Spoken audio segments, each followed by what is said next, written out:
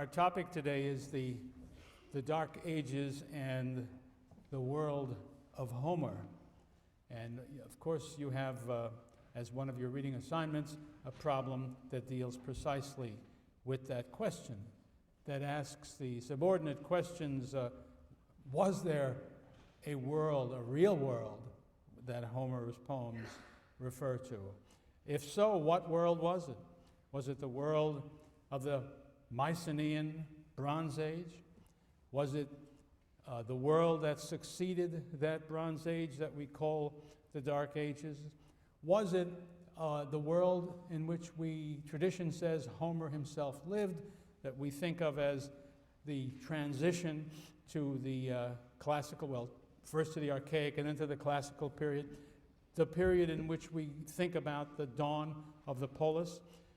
That really is the question we are wrestling with. And of course, behind it all is the idea, can we seek any historical information from Homer's poems at all? It would be a terrible blow to me and everybody else in the field if the answer was no, because just about everything we have to say about this period between the Bronze Age and the emergence of the polis, most of it involves inferences from our understanding of what the Homeric poems tell us.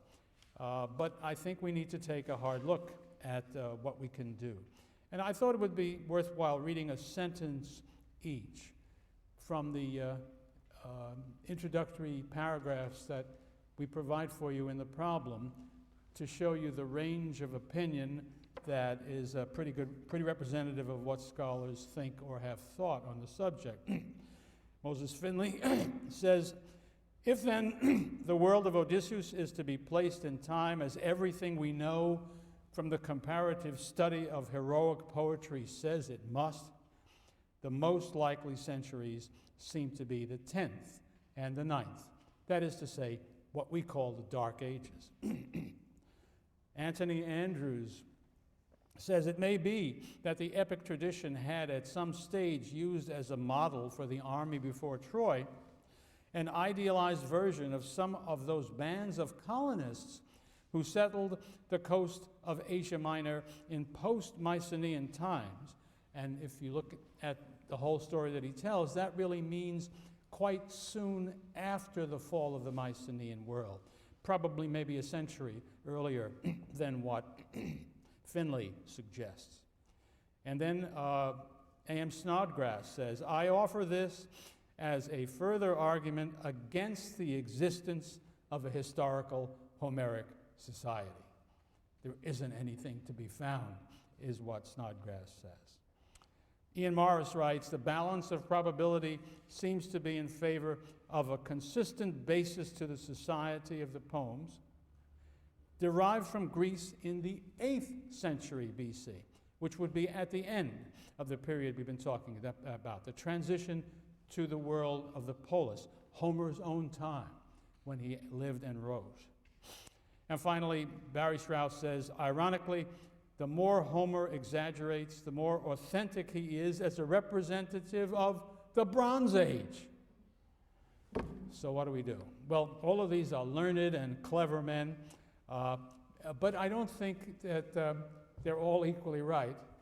But what I should also report to you is that I think there is a widespread consensus among most people who study the subject. That doesn't mean that consensus is correct, but not all of these opinions are shared by the same number, by no means, of scholars. Some of them are far out.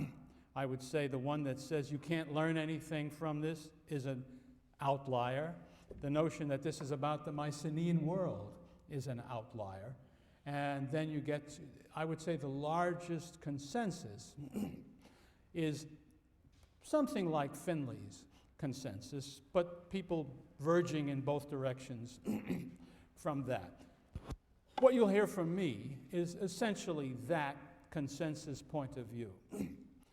It strikes me as being better supported than the others, but we really have to keep an open mind, because in this prehistoric period, I mean, which really we still are in such a period, you have to be very modest about what you think you know about it. Almost everything is inference and judgment, and very little is anything that you want to call proof. With those warnings, let me tell you sort of what I think most people think about this.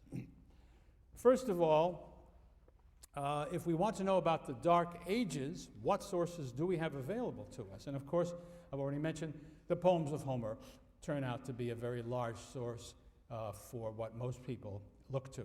Secondly, there are legends that the Greeks told about their early history, which come down to us in later sources, and they are available to us to use as sources. The great question is, should we use them at all? And if we do, how carefully should we use them, and so on. This is a good time for me to make a confession so that you'll know how to judge what I say all through the course. I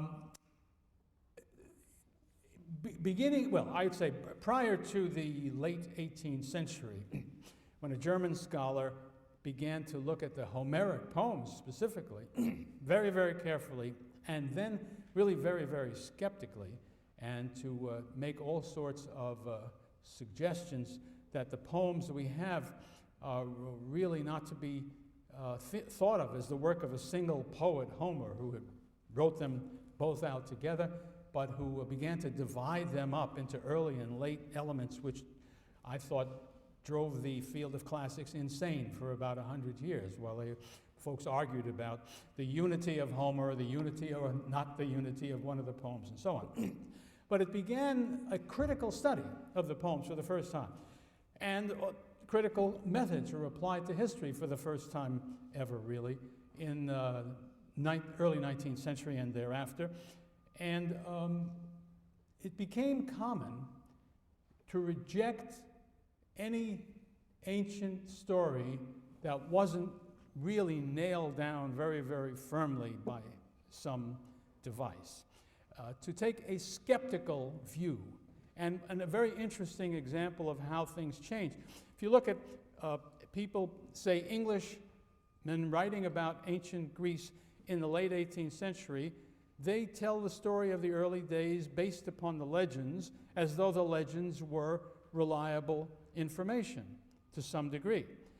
When you get to the, say, the middle of the 19th century and the work of the great English historian of ancient Greece, George Grote, he begins his story in 776 with the Olympic Games. He does tell you all about the legends first, but he puts them aside and says, they're just legends. Now let's talk history. And he doesn't begin that until the 8th century BC. And so there is this critical school that says, I won't believe anything unless it is proven to me. At the other extreme, there's me, the most gullible historian imaginable. My principle is this: I believe anything written in ancient Latin or Greek, unless I can't. Now, things that prevent me from believing what I read they are internally contradictory, or what they say is impossible, or different ones contradict each other, and they can't both be right. So in those cases, I abandon the ancient evidence. Otherwise, you've got to convince me that they're not true. Now, you might think of this as indeed gullible. A former colleague of mine put the thing very, very well. He spoke about, and I like to claim this approach, the position of scholarship to which we call the higher naivete. And the way this works is you start out, you don't know anything, and you're naive, you believe everything. Next, you get a college education, and you don't believe anything. And then you reach the level of wisdom, the higher naivete, and you know what to believe, even though you can't prove it. Okay, be warned. I'm a practitioner of the higher naivete. So I think the way to deal with legends is to regard them as different from essentially sophisticated historical statements, but as possibly deriving from facts, which have obviously been distorted, misunderstood, misused, and so on. But it would be reckless, it seems to me, to just put them aside and not ask yourself the question, can there be something believable at the root of this? And just to give you some small defense of that approach, I always like to ask students, supposing we didn't have a single historical record, no newspaper, no diaries, nothing totally reliable, for what happened in the latter part of the 18th century in America. Would we know anything about what happened? Of course we would. We would know that there was a revolution. It was against Great Britain. I'm sure we would know that the French assisted in that. I am certain we would know that George Washington was the commander of our forces in that battle. Those are easy. There's no getting around. We'd know those things. Then it gets to be more interesting as we speculate. We would know as a fact that George Washington threw a silver dollar across the Rappahannock River, except that it's impossible, so we could dismiss that one. We would be told that he was very honest and told his father he chopped down a cherry tree, which would be baloney. But we would be told that too. But I think we would be told also very many true things which came down to us. So the hard job would be to select among these legendary things to see what fact can be found. And it will never be easy or deadly certain. But that's what I'm talking about here. Finally, there is the source that people who are skeptical most like to believe because it's tangible. I'm talking about archaeology, which is the discovery and examination and evaluation of material evidence that is not in writing. The actual remains of places where they lived, the implements that they used, and so on and so on. And the beautiful thing about that is you actually have it. It's objective. It's an object. It's not something that somebody imagined. But you shouldn't derive as much confidence from it as a lot of archaeologists like to, because it's only a thing until you say what it means, until you put a date on it, until you try to understand what it really is, what its function was, who brought it there, who left it there. All those things have to be reasoned out from all the evidence, all the information you can get. So there's an astonishing amount of speculation involved in establishing this apparently rigorous objective technique. We certainly need to use it, and we need to use it as carefully, that's my point, as carefully as we use everything else. But it is indeed very valuable in studying a world before our time, always. Now, we mentioned how important the poems are, so we need to take a look at the question of what they are and how we know about them and so on. I mentioned to you that the Iliad and the Odyssey were known in the Western world continuously from the time that they were made available. So they were known, and they were very important in the minds of those people who knew about it. But I also mentioned last time the impact of Schliemann's excavations, which turned everything around. The hyper-skeptical point of view taken by scholars in Europe in the 19th century was eroded very sharply by the discovery of places that really convinced pretty much everybody soon that they were Troy and that they were Mycenae. And so the stories couldn't have been simple inventions, and that began a new phase in the story. And again, to repeat what I said last time, there were certain stunning physical resemblances between what Homer said and what we could see. The palaces were like the palaces that he described. The world that they lived in was a world in which bronze was what was used for implements and weapons and such, not iron, and that squared with what was found in Mycenae, what was found in the Mycenaean world, namely bronze implements and fundamentally not iron ones. Sometimes there were interesting little problems that emerged, and one of those has to do with the use of chariots in warfare. Well, Homer has his heroes using chariots. And we know, excuse me, we know that chariots were used in warfare in the Bronze Age around the Mediterranean Sea. We have hard evidence of that in Egypt, in Asia Minor, and in the Tigris-Euphrates Valley. So you would say, well, that's another place where Homer got it right, except for the fact that we also know how chariots are used in warfare. And the closest analogy, I think, is to think of chariots as tanks. One famous tactic is if you have an infantry force coming forward, you send tanks in it to break up the line of the infantry, and so that you can defeat the infantry in that way. And apparently that is the way you use chariots in ancient Bronze Age warfare. You would send a chariot racing toward the line of infantrymen, and the usual outcome was the infantrymen would panic in the face of being charged by these things, and would break their line and give the other side an opportunity to wreak havoc with their army. Well, what do the Homeric heroes do with their chariots? They use them as taxi cabs. Achilles or Patroclus or whoever is on his chariot. There's a driver in front who's driving. He is riding down from the ships or wherever he is, from the camp, to the battlefield.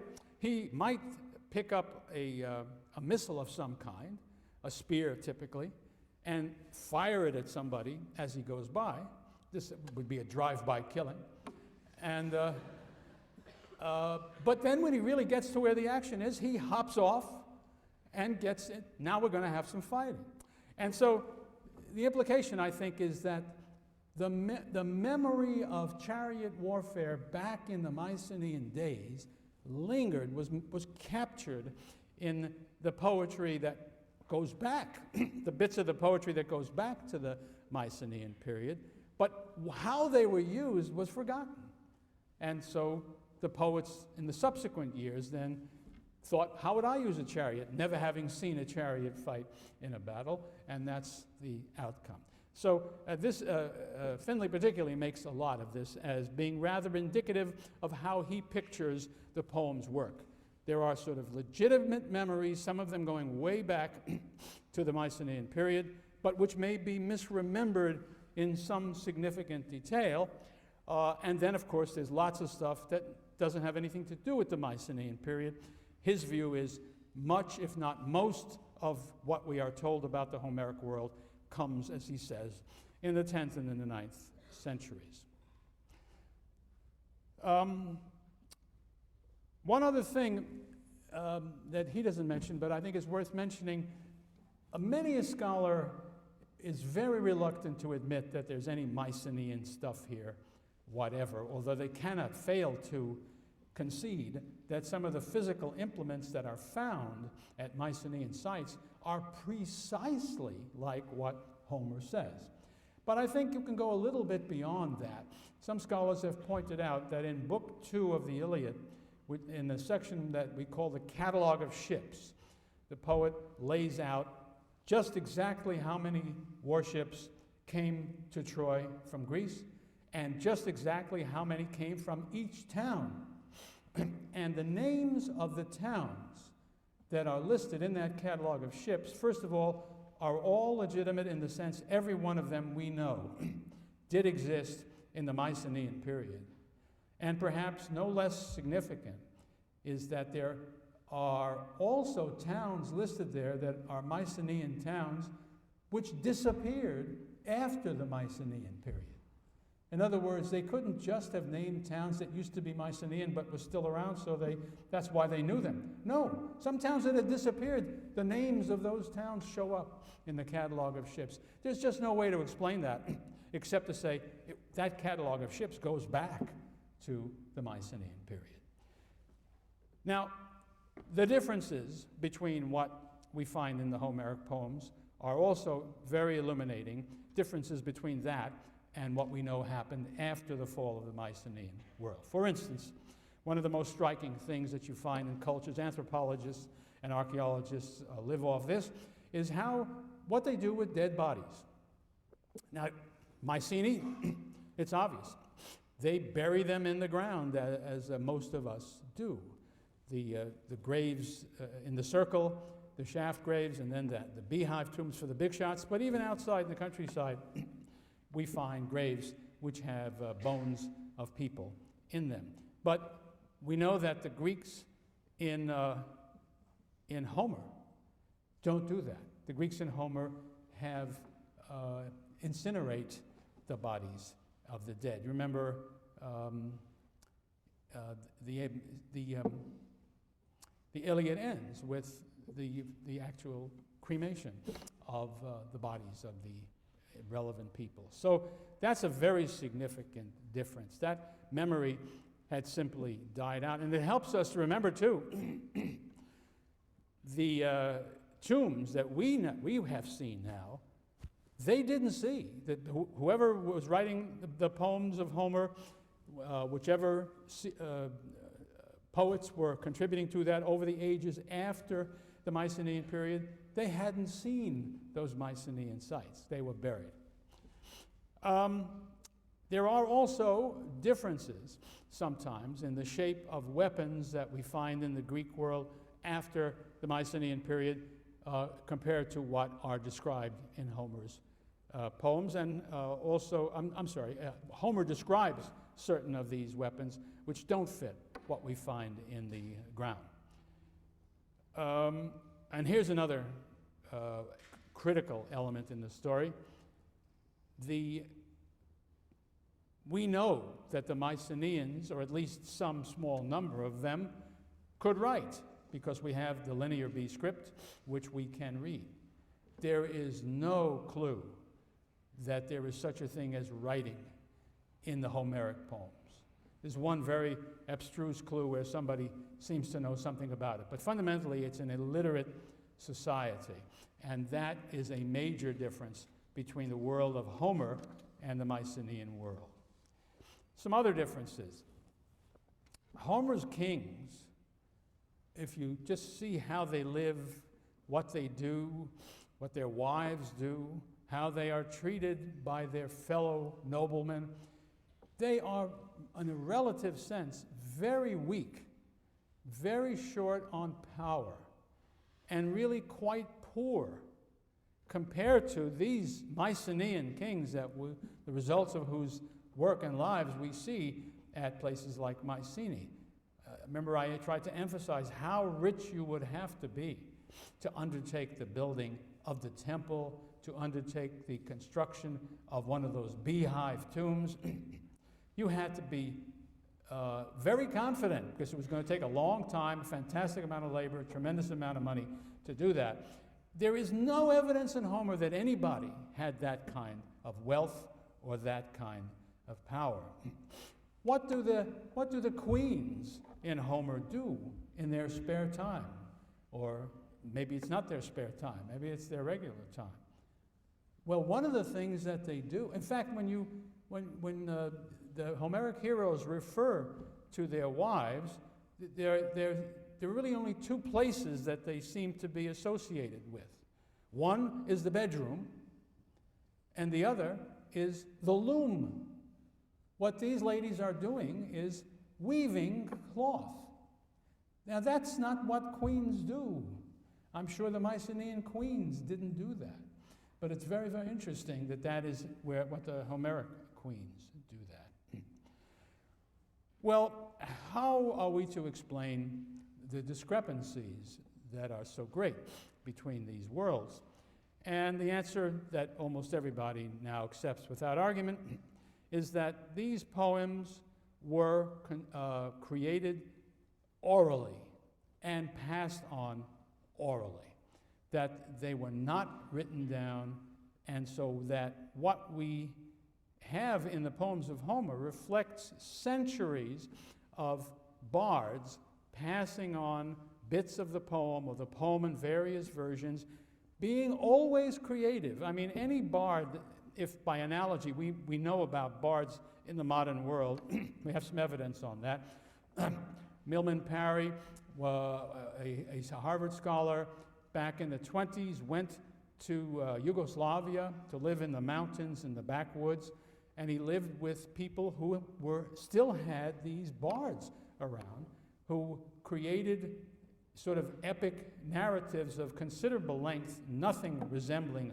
Homeric length, I must say, nothing that long, but long enough in which they would tell the same stories in verse and music, and you could recognize the story as you went from bard to bard, but every bard added and subtracted things to suit his own talents. That's the idea of the game.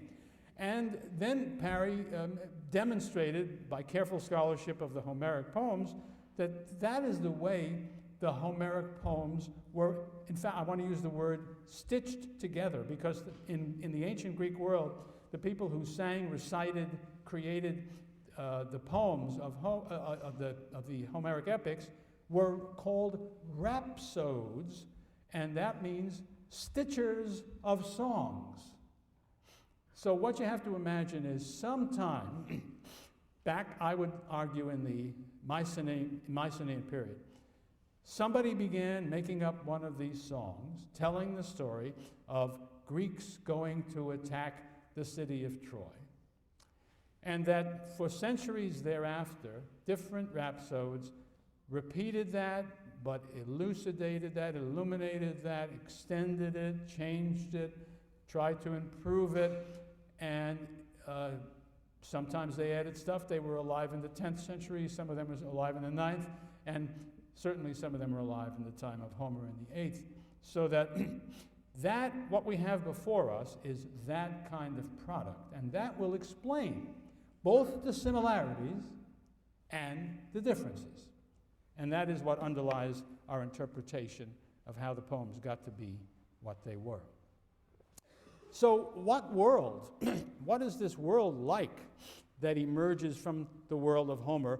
Even we don't have to make up our minds in advance whether it was a real world or a completely fantastic one, but at least let's see if we can describe what world it looks like. And I'm going to focus my attention on what you might call the political side of that society as it reveals itself in the poems. We hear about key individuals, and I've used, last time I mentioned to you, two words. I think I did, but I'll mention them again this time. The head of the expedition to Troy, Agamemnon, the sort of generalissimo of that expedition, is called Wanax. When you drop the W, as the Greek later dialects did, it becomes Anax in later Greek. He is, so far as I know, and I think I'm not forgetting, he is the only human being referred to in the poems in that way. There are, however, many an individual in the poem who is referred to as a basileus. The plural is basileis, which is normally and regularly translated as king. And that's right. For instance, in historical times, when the Greeks referred to the great king of Persia, who was a real king and a powerful figure, a king in every sense, the word they used for him was basileus. But we quickly see that the people referred to as basileus in Homer are not like the great king of Persia. They are much lesser figures. I'll come back to that in just a moment. The Mycenaean kings, we know, thanks to the Linear B tablets, were referred to, the singular once again is Wanax, and the plural is Wanaktes. But in Homer, the term is reserved for Agamemnon or for gods, but not for any other human being. And that raises the question, why is Agamemnon Wanax? And that, I think, we have to understand as being because of his function in the situation. Namely, there is a multi-city invasion of Troy being carried on by these Mycenaean Greeks. Agamemnon has been chosen as the generalissimo, and that is what gives him temporarily the title of one ox. I would imagine, I'm very confident, that after the War of Troy, if Agamemnon had been allowed by his wife to live for more than a few minutes after he set foot at home, he would no longer be called one ox, but would be called basileus, like the other rulers of their local towns. You remember I suggested that in the Linear B tablets, when there's a reference to a basileus, he's clearly well below the one ox. And some scholars suggest, in a persuasive way, I think, that these basileus may have been village chieftains, but that's as high as they got. But it's very interesting that when you get to historical Greece, as we shall see, there are no wanaktes, but there are, at least according to tradition, basileus. But there's no basileus has anything like the clout that the Mycenaean kings did, and of course we don't hear of any of them who have even the temporary special power that Agamemnon has. No human being is referred to as one ox in the period of historical Greece. And of course, the kings, when we see them in Homer, do not have a bureaucracy, do not have scribes. How could there be scribes? They didn't know how to write. There are no inventories. These are not rich guys with fantastic quantities of stuff that has to be cataloged and inventoried. The kings, by our standards for kings, are really very poor. What do they do in their spare time, or in their time in general? They themselves engage in agriculture. I don't mean they dig in the ground, but they supervise it, but they think about it. They are like people who are in charge of a plantation, their own plantation, I mean. So that's one of their activities. You cannot imagine the great kings of Mycenae doing that. They would have had all kinds of subordinate officials taking care of that. Another thing that these kings are seen to do, which is in a way even at a lower level, is to be herdsmen. Again, not themselves out there with the goats and the sheep, but referred to as having these herds and having to cope with them. Another very popular, I would say the most popular activity among the kings, popular with the kings, was piracy. That's what they brag about. Achilles, my God, what a king he is. He sacked 24 cities. Why do you sack a city? To steal what they have. And, well, there are all kinds of wonderful examples. People in the Iliad and the Odyssey, some stranger comes, this is in the Odyssey, and they ask him, Sir, are you a pirate? And he says, no, I'm not a pirate. Just like they asked him, you come from Chicago. He wasn't insulted. He didn't, no, I'm not a pirate, but I could have been, of course. We understand that. But later on, in the story that Homer tells in the Odyssey, Odysseus himself is such a newcomer. He's taken to the beautiful city on the island of Scheria, Phaeacia, and treated with great respect as you're supposed to be in the Mycenaean world. But after dinner, they do what they do to amuse themselves. They have athletic contests, and they ask Odysseus to participate. And he says, no, I'm too miserable and wretched. And the guy says, oh, you must be some kind of a merchant. And Odysseus says, that was a black remark. And those are fighting words. You can't call, we know Odysseus himself is a basileus, and you don't call him a merchant. Pirate? Sure. Merchant? No. Another thing that is interesting is that when you look at the burials of Greeks in the post-Mycenaean period, in the Dark Ages, there's nothing resembling those grand tombs and the wealth that's buried in them for the dead, you find that the tombs of noblemen are very much the same one as the other. You're struck by the equality from the standpoint of riches of the dead nobility. No great distinction, and no great riches either. You're dealing with a poorer world and a world that doesn't have this kind of outstanding monarchy. So, one of the things I think we learn is that the Homeric world of the kings, the role of the kings, the wealth of the kings, the power of the kings, the place of the kings, is not taken from the Mycenaean period. If it's describing anything that's real, it's describing very clearly a post-Mycenaean world in those dark ages that we have been talking about.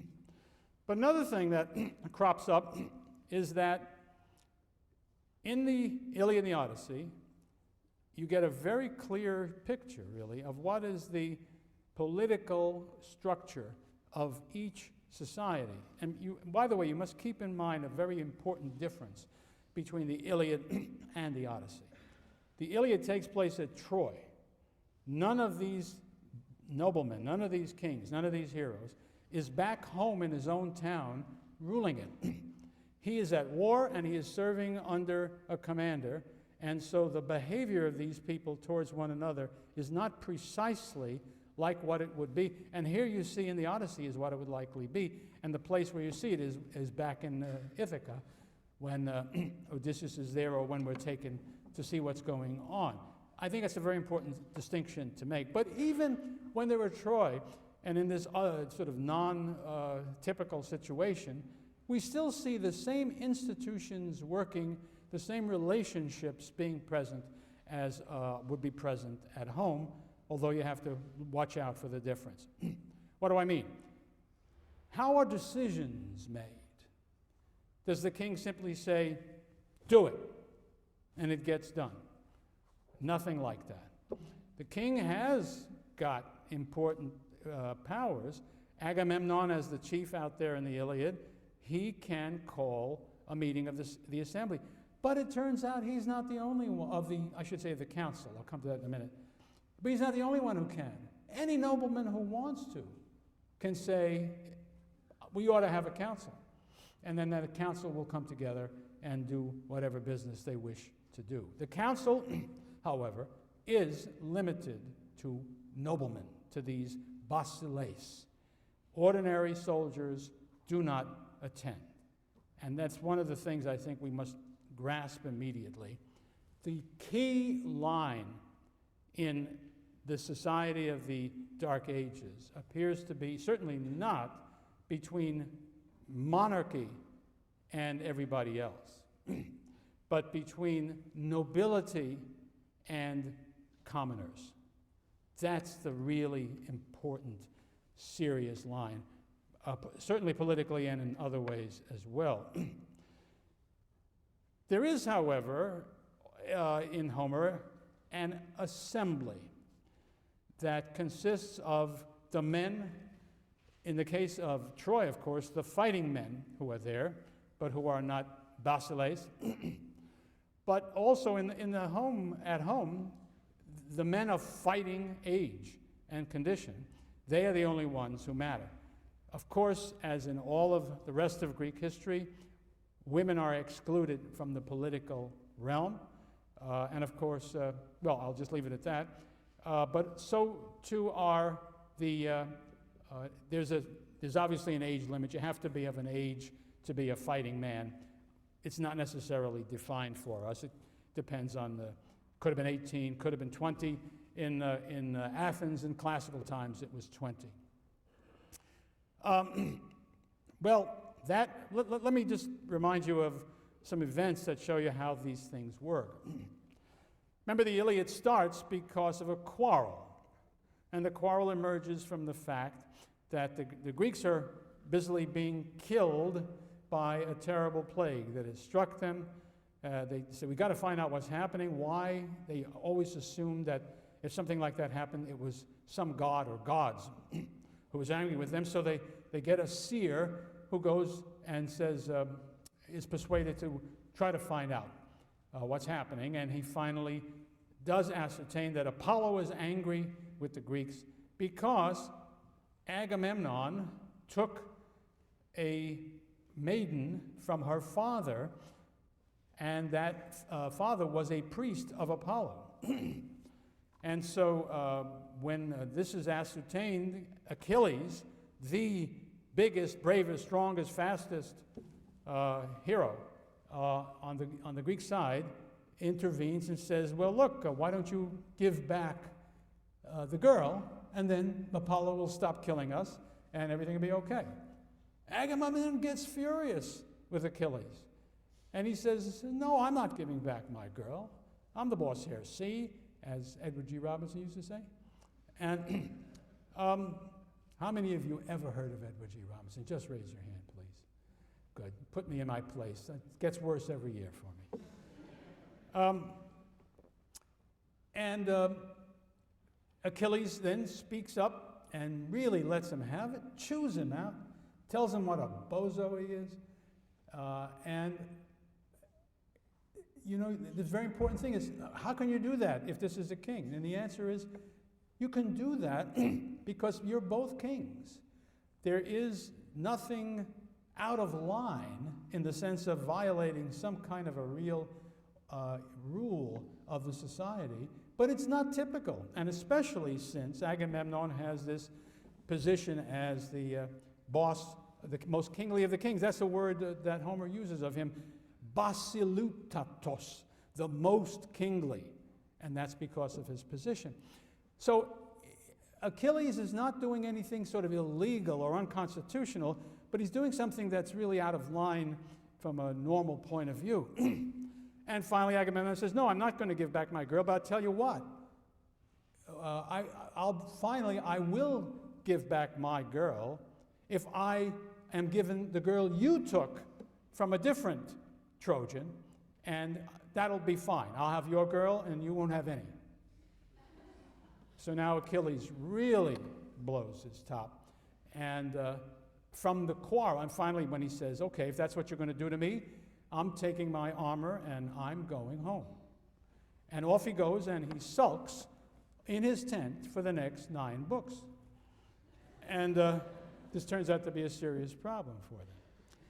So, what you learn from that is that the way decisions are made, important decisions are made, even in this army, is by discussion among the basileis, among the noblemen, and you will try to reach a consensus about these things. And in an extreme, odd situation like this, it would have to be that they would have to do what the commander says, but it would, and probably back home there would be the implication that if you can't work things out among them with consensus, probably the king has some weight. But what we have to remember is you can't give orders to anybody typically, although Agamemnon can get away with it on this expedition. Well, that's one story. Another story that we're told is that soon afterwards, also in that same place in the Iliad, a dream comes to Agamemnon, because, you know, this is their 10th year. They've been trying to take this city for 9 years. It's almost as bad as Iraq. And the soldiers are tired of all of this. If we can't take the city, we ought to go home. And there's a lot of a spirit that says we ought to go home. And so a dream comes to Agamemnon, and God says to him, here's what you need to do. You need to try the spirit of your men, and to, in that way, to inspirit them to carry on until victory. So what you should do is to get up and speak to your soldiers and say that you're never going to take Troy. You might as well pack up and go home. And then they'll say, no, king, no, we refuse to do that. We insist on staying. We're going to re-up and do another term, and we're going to take the city. So Agamemnon says, great, I'll do that. And he calls the troops together at the battle, and he makes his little speech, and then I wish I could reproduce the Homer. I didn't take it along with me. But the essence of it is a great roar and rumble emerged as the troops turned and began racing back to the ships to get the hell out of there. Just to carry on some of the highlights of that story that tell us a lot really about the society. So as they're roaring back, suddenly Odysseus, the slyest, the cleverest, the smartest of all of the Greeks, he goes racing among the troops who are heading back, and he grabs one, and Homer says, when he came to a gentleman, a basileus, he would say, "Sir, you are making a mistake. You don't understand the game that Agamemnon is playing," and he explains it to him, and the guy says, "Oh, okay." When he comes to one of the common sort, he says, "You bloody imbecile, get the hell back to where you belong." That's a rough translation. And everybody finally grabs enough of them, and the thing turns around. Everybody goes back and sits down. And up steps one man. Homer describes him as the ugliest man in the entire army. So you get a clue as to what we're supposed to think about him. And he makes a speech which denounces all of the basileus, Agamemnon ahead of any of them. And he says, "We ordinary soldiers have had enough, and we would like to go home." And up steps Odysseus and blasts him with his scepter, smashes him across the back, leaving a welt that could be seen by the entire army. And tears came to the eyes of this guy. Are we supposed to feel sorry for him? Well, the next lines in Homer say, one soldier popped up and said, "Of all the great things Odysseus has done for us here, that was the greatest." To shut up a big-mouth idiot like Thersites. Well, what Thersites had done that was wrong, of course, the poet and Odysseus didn't like his policy suggestion, but what he really had done, he had no right to speak at all. The only people who could speak in a council or in an assembly were the noblemen, the basileus. So he had crossed the line as an ordinary soldier to rise and to say anything was a violation of the culture. And that's one of the places where you see where this sharp line exists. They just take orders. But the gentlemen don't just take orders. They can argue, and sometimes they can win the argument. So what you see in this very brief and inadequate account that I've given you is that we really, in spite of the fact that we have basileus, and even in this case anax, we really don't have a proper monarchical tradition. When we think of monarchs, single rulers, we think of Hammurabi, and we think of the kings of Persia, and we think of Louis XIV. We do not think of what we have here, which is a bunch of noblemen who are essentially equal. And the differences between them don't come from birth or rank as between them, but from wealth and power that they happen to possess. It is rather not a royal society, but an aristocratic society. I think that's the main message. And it is the matrix of all future political ideas and arguments in the Greek world that comes after this time. I think you need to understand that what the Greeks in the historical period, once we start having written records by the Greeks themselves, the thing that is the standard position. What is this thing on the computer when you fall back to a position? What do you call that position? Huh? Say it again? No. Fall back, what is it? Default, that's right. Good. The default position in Greek political theory is aristocracy. That is the normal thing. A very good example of that is what I've been telling you, that's really what happens. And here's another thing. If you go to the end of the Greek story, when you think about political theory, there's Plato. And when he lays out the ideal society in his view in the Republic, we find there are multiple rulers. And these, of course, turn out to be the winners of the Jeopardy contest playoffs. But it doesn't matter. There's never one king. It's always a group of people that the best government, and they will be the best. In his case, defined chiefly by their intelligence, but other things too. Well, anyway, in this case, in Greek political thinking, the aristocracy of birth is the default position. Anybody who wants to argue for a different kind of political arrangement will have to make the case uphill against all tradition. I hope that you'll have that in the back of your head when we get to the story of Athens and the invention of democracy, because it was off the wall from the perspective of Greek tradition. And of course, anybody, from time to time, there were individuals who thought that monarchy might be a fine thing. They ran against something that was even much, much more, regarded with much more hostility by the Greeks.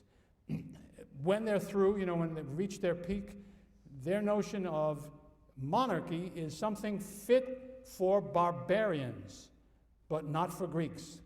A free man may not live under a monarchy. And the roots of that, I think, are visible in Homer. In passing, I just want to say that Homer, of course, is the basic text, the basic document for all Greek thinking in every area that you can imagine throughout the rest of Greek history. Over time, it becomes not the only one, but it never ceases to be the best known, the most influential, the most powerful.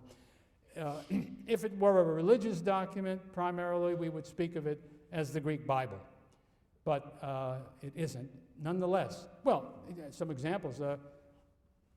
Later on in history, there's a quarrel between Athens and Megara as to who controls the island of Salamis. They decide to call in an arbitrator. So they call in the Spartans. And the Spartans say, okay, we'll decide. And they decide that it belongs to Athens. Why? Well, if you look at the catalog of ships in Homer's Iliad, then the island of Salamis had its ships lined up next to the island of Athens. Ball game. It's you have to realize how potent this is.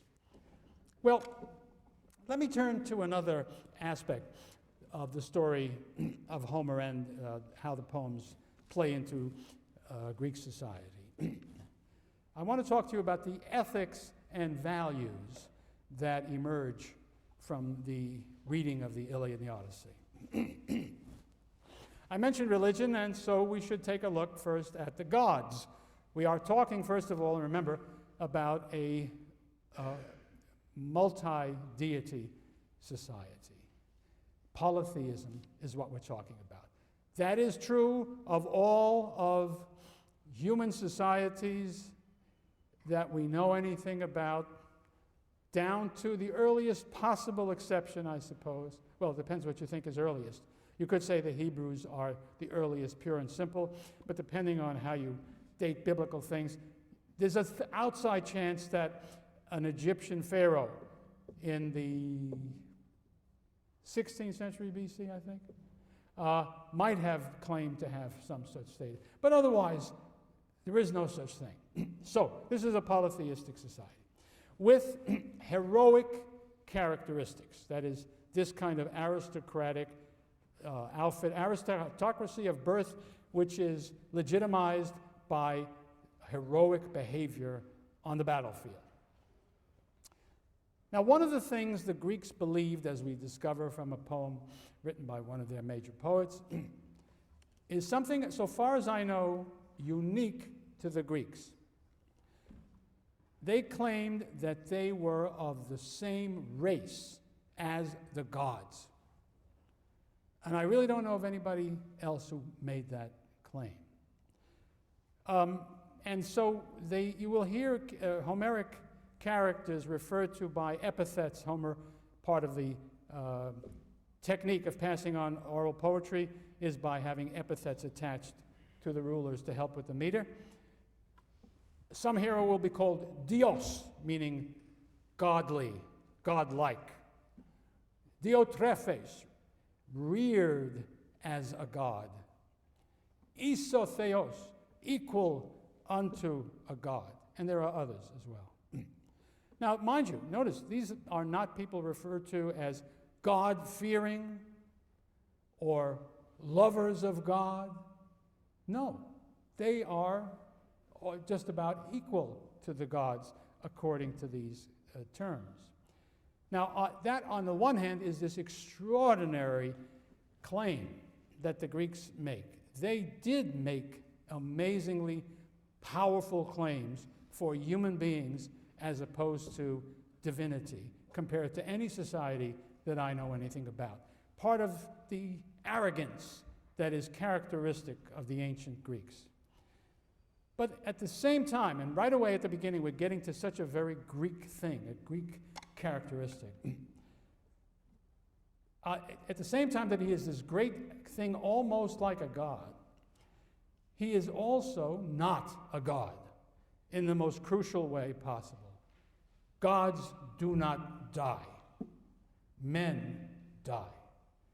The mortality of the human being is a reality, and it's of the greatest significance and importance. And of course, men are not as strong and as powerful as the gods. And indeed, as we shall see, well, the tragic view of life, which the Greeks invent and which characterizes their culture, is there right at the beginning in the Iliad and the Odyssey. It says that at the same time as man is a remarkable, marvelous creature, capable of all sorts of amazing things, even unto being almost like the gods, he is nonetheless mortal and dies. And he doesn't have the power that the gods do. And what do you do about that? Well, it's interesting, I think, to compare the Greek way of dealing with this human problem that we all have, the problem of death. How do we deal with the fact that we will die? Well, there's what I like to call the Eastern solution that you find in many in Eastern religion and philosophy, that says that man is, in fact, nothing. He is dust. He is dung, depending on which story you listen to. So, of course you're going to die. Who cares? Why should you care? You were nothing to begin with. You'll be nothing when you're finished. Relax. Then there is what I would characterize as the Christian solution. You're worried about dying? You need not die. If you are a good Christian and you do all the things that you need to do to be a good Christian, you will not die. You will have personal immortality. So that's how you get around that problem. No need to worry if you're doing things right. Well, somehow Christians continue to worry, and we have millennia of them killing each other about how you're supposed to worry about these things. But if you can accept the purity of the statement I just made, it's at the root of the thing. You have a solution. But the Greek tragic view does not take either of these routes, which I regard as a relatively easy escape from the problem compared to the way the Greeks got stuck. Man is great, and they keep saying so. He is important. He is capable of great things. He is of the same race as the gods. And at the same time, his life is short, and death is final, and death is bad. I ought to say a word about death in order to comprehend what the Greeks thought. You know, different peoples have had different ideas about them. Sometimes the notion is it's just terrible for everybody with actually pain and suffering, and others have a notion of a wonderful kind of a heaven in which marvelous things happen to you, sometimes spiritual, sometimes physical, depending on the religion. But for the Greeks, as I think for quite a few other people in the ancient world, death was nothing in the worst sense of the word. You just went somewhere and there was nothing. There was darkness. There was nothing at all. some few people who had sinned terribly and earned the wrath of the gods would indeed be tortured in some special and typically Greek interesting way. You remember Tantalus? He had done a terrible thing, and there he stood forever with his feet in the water below, and above him a tree with grapes hanging down and dying of thirst. And every time he went down to try to sip some of the water receded. And any time he reached up for the grapes were pulled back. That is a Greek idea of hell, where you got to keep trying and you always lose. So, but that's the picture. And the other, you have to realize that death is a bad thing. In the Odyssey, Odysseus has reason to go down to Hades. And while he's down there, he comes upon Achilles, who has died. And he says, well, it's good to see you, Achilles. Say, you look fine. You must really be doing okay down here. I know that you are a judge down here and much respected, so looks like you've beaten the rap. And Achilles says, Odysseus, don't say a word to me about the virtues of death. Better to be a serf, the lowest serf on the earth, than to be a king in Hades. Now, that's as bad as it can possibly be. The great Achilles, respected still in the afterworld, would immediately turn it into be a complete nobody on earth. So it's very important. They faced without any real retreat the reality and the negative character of death, even as they refused to reject the significance of life or of mankind.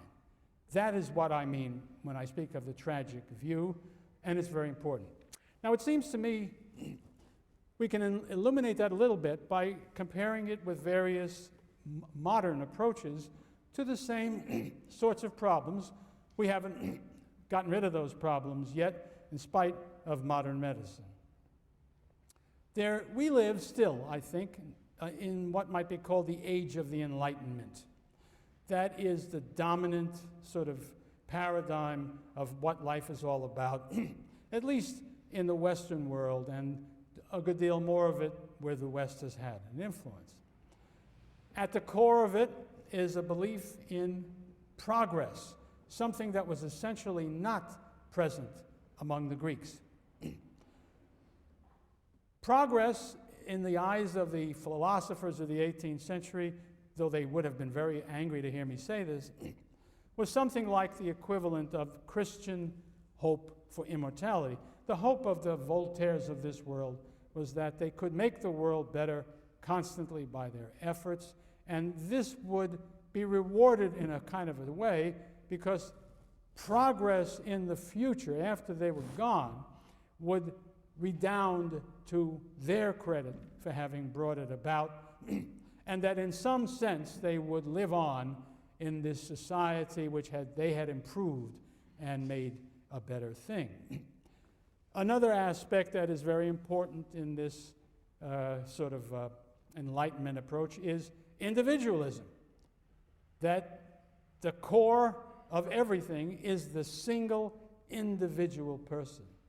As we shall see, this is very different from the Greeks. Now, the Greeks were very much concerned with individualism, and this is especially true of the Democrats in Athens. But even their most potent spokesman and leader, placed the goals and achievements and everything else of an individual behind something that they thought was more important, which was the community at large, which in historical times was the polis. Well, that's not the way it is with the modern world, and that's not the way it comes out of the Enlightenment. The individual is the ultimate. The Enlightenment, if you go back to its roots in the 17th century with the likes of Hobbes and Locke, what is the ultimate place you go to. It is the rights of individuals. You may not stamp out the rights of individuals. They are inherent in everything. Either you believe, as our founding fathers said, that we were endowed with them by our Creator. They didn't say God because, of course, the Enlightenment thinkers were not so sure they believed in God, but they still seemed to believe in something they wanted to call a Creator. Or if you didn't believe in God, this was just a natural right. Nature gave each individual the right to life, liberty, property, and nobody could take these away legitimately. Well, the Greeks had no concept of natural rights or of rights that human beings were given by the gods. That is a very important difference. You had to act in such a way as to make life possible and decent, and for the Greeks, that always meant being part of a decent community, the polis. But the modern world, to get back to that, to this Enlightenment world, individualism, and a key aspect to that is hedonism. That is to say, it is legitimate and proper to search for pleasure for each individual, to attempt to please himself however he can. And it turns out that if you could take it to our own day, there are no limits, pretty much, to what he can do to gain pleasure. I would argue that there is a direct line from the Enlightenment philosophy to nihilism. That is to say, a philosophy that says there are no limits to what human beings may do. What turns out to be the practical fact is that he who has the power and the will to do what he wants will be able to do so. And he who has not will be forced to suffer whatever the powerful impose on him. And this is seen by the original nihilists as a good thing. What's his name? Nietzsche, of course, said, some of us are better than others, some of us are supermen, and it's quite wrong and wicked for us to be treated as though we were ordinary fellows. And therefore, do not tie us down with these ridiculous codes of ethics and morals and other things which are simply the weapons by which the weak hold down the strong. This was an interesting idea, but it wasn't new. There's a Greek in the 5th century who says the same thing. There is no definition of goodness for this modern approach. No definition of happiness. Each individual decides for himself what is good, what is happy. What it really does is to evade the question that I'm talking about. Is this all okay? If we're all going to die, then does it really mean that we should just do the best we can at anybody's expense while we're alive? Is that a satisfactory outcome? Will we indeed be happier, better off while we're alive? If we do that, the Greeks would have said, that is stupid and absurd. If you think for 10 seconds, you will realize that's no good. Now, the Greeks, on the other hand, had a powerful belief in the dominance of chance. They accepted what, again, is a very modern idea now, that in fact there is no divine force or divine forces who oversee what happens to mankind on earth, but rather things happen simply in a random way, according to no particular rule, and that's the way it is. It is not virtue or merit that determine the quality of your life. It is chance. And there are several places in the Iliad and the Odyssey that emphasize that point. Well, that leaves the Greeks with something like this question. In the light of human mortality, the disinterest of the gods, the chanciness of life, what can man do to achieve happiness and immortality? Because he still doesn't feel happy about his mortality. Though he accepts that this is a problem, it's something that he still hankers after. It's inevitable that people should. And part of the answer is very Homeric.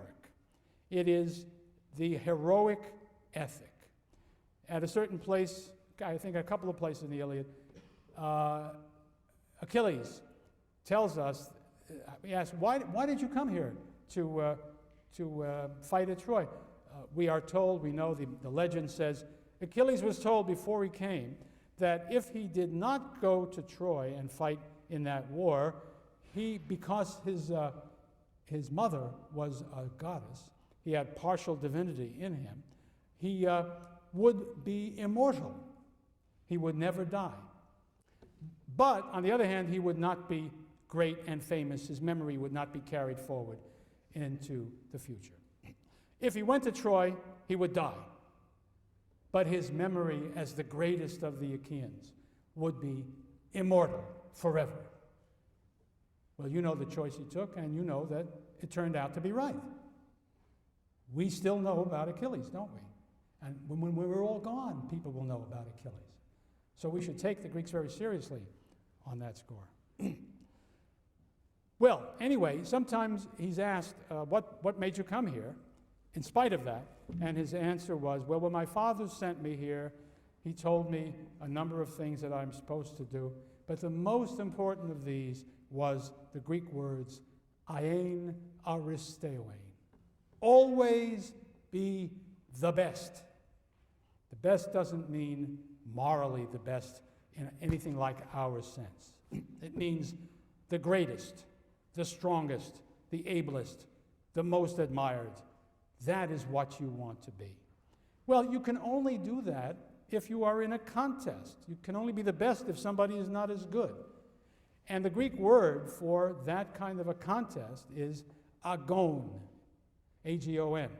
And so it's fair to think about the Greeks, I think it's very necessary to think about the Greeks, as having a particular agonal society, a society filled with competition, in which, if not everybody, lots and lots of people are constantly striving to be the very best, whatever the definition of best is in the context that's relevant.